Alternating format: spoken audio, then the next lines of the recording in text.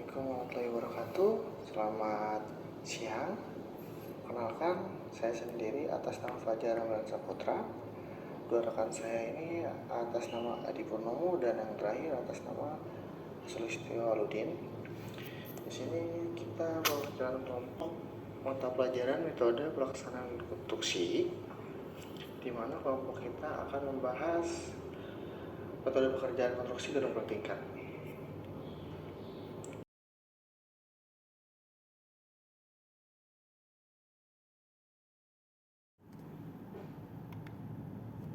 Oke, yang pertama di sini saya akan menjelaskan contoh gedung bertingkat yang telah lama dikenal masyarakat dunia.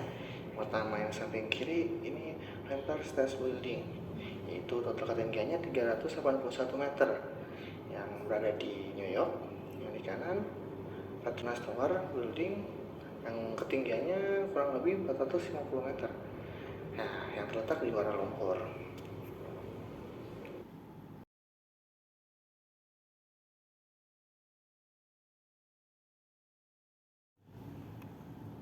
Seterusnya ada karakteristik bangunan bertingkat.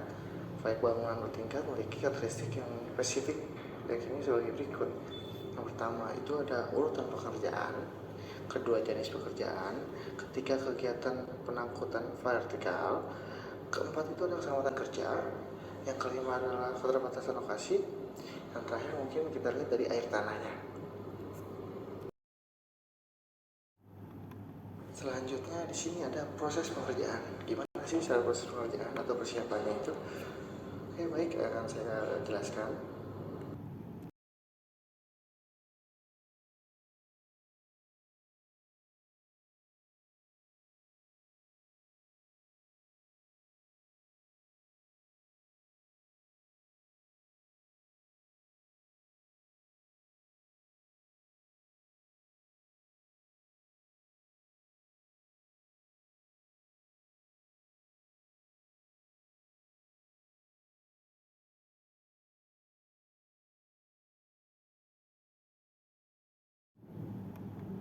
Baik, di sini ada pengerjaan persiapan. Untuk menjamin lancarnya pelaksanaan perlu dilakukan dengan dipikirkan hal yang memenuhinya. Ya, antara lain sebagai berikut. Yang pertama ada akses roads atau jalan masuk. Kedua ada harus side plan, peta. Ada pedoman pengukuran. Ada alat angkat. Ada jenis alat angkat dan letak alat angkat.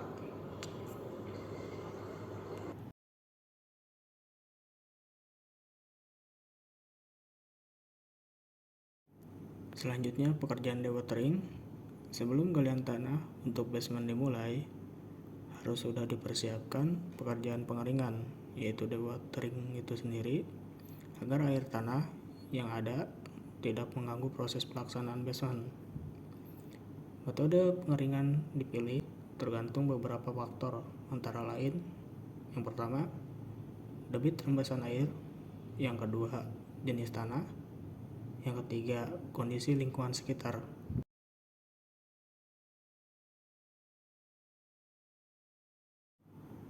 Ada 3 macam cara pengeringan yang dapat dipilih, yaitu yang pertama, open pumping. Metode open pumping dipilih bila yang pertama, karakteristik tanah padat, bergradasi baik, dan berkohesi. Yang kedua, debit rembesan air tidak besar. Yang ketiga, sumur atau selokan untuk pemompaan tidak mengganggu bangunan yang akan dilaksanakan.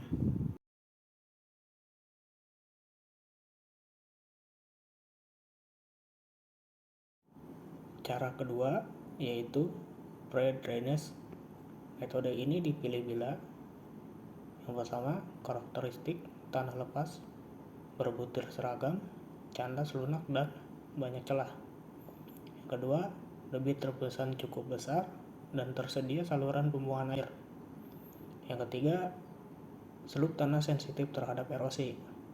Yang keempat, tidak mempunyai efek mengganggu bangunan di sekitar.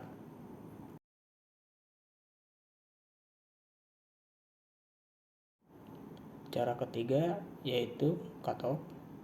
Metode ini dipilih bila yang pertama, kondisi sama dengan pemilihan pre-drainage. Yang kedua, dinding cut-off difungsikan juga sebagai penahan tanah atau sebagai dinding basement. Penurunan MAT akan mengganggu atau merugikan lingkungan sekitar.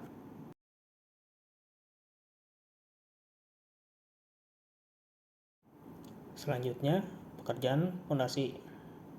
Untuk gedung bertingkat, pada umumnya menggunakan fondasi dalam hingga mencapai kedalaman di mana daya dukung tanah sudah cukup tinggi. Fondasi dalam biasanya berbentuk tiang dan ada 3 jenis, yaitu yang pertama tiang pancang, yang kedua tiang bor atau borvel, yang ketiga tiang Frankie atau Frankie-Vel.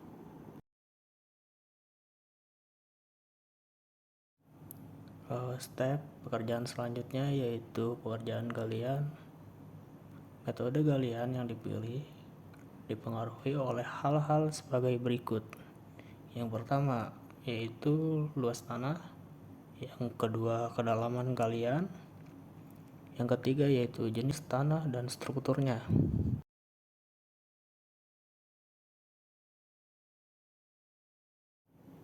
Step pekerjaan selanjutnya yaitu pekerjaan konkret diafragma wall. Adalah sebuah dinding beton yang proses pembuatannya yaitu pengocoran dilakukan di dalam tanah, di mana biasanya memiliki fungsi triple, yaitu yang pertama sebagai cut-off dewatering sistem pada saat pekerjaan galian basement, yang kedua sebagai dinding penahan tanah galian basement, yang ketiga sebagai dinding permanen bagi basement.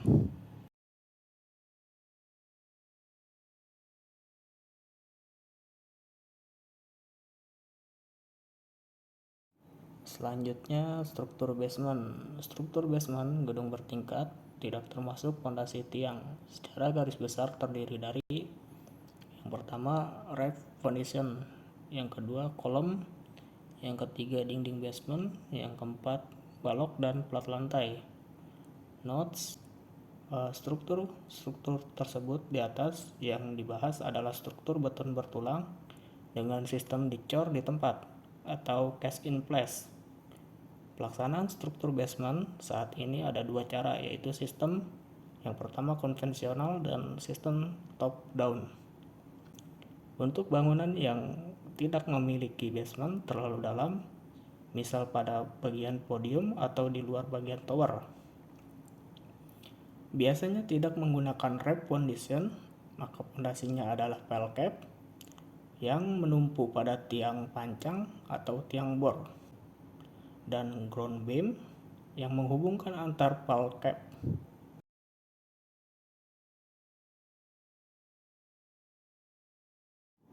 Selanjutnya yaitu pekerjaan struktur atas untuk gedung bertingkat tinggi dengan menggunakan struktur beton bertulang. Struktur atas yang utama adalah terdiri dari yang pertama yaitu core wall atau shear wall yang berfungsi sebagai struktur pengaku bangunan terhadap gaya horizontal, dan ruang angkut vertikal berupa lift dan atau tangga biasa. Yang kedua yaitu balok, plat, dan kolom. Menurut struktur, urutan pelaksanaan ketiganya adalah sebagai berikut. Yang pertama kolom, yang kedua balok, dapat bersamaan dengan plat atau slab. Yang ketiga plat atau slab dan termasuk tangga di dalamnya.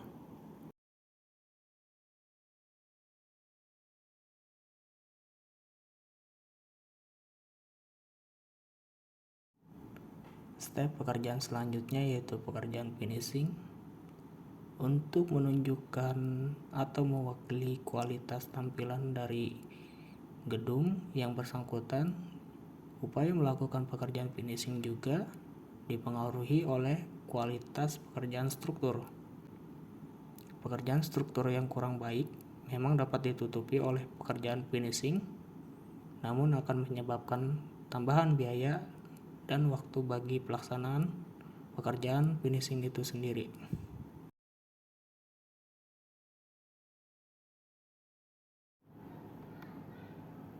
Berikut mungkin penjelasan dari kelompok kita. Kurang lebihnya mohon maaf bila ada salah kata. Saya akhiri untuk penjelasan dari kelompok kita. Terima kasih semuanya. Assalamualaikum warahmatullahi wabarakatuh.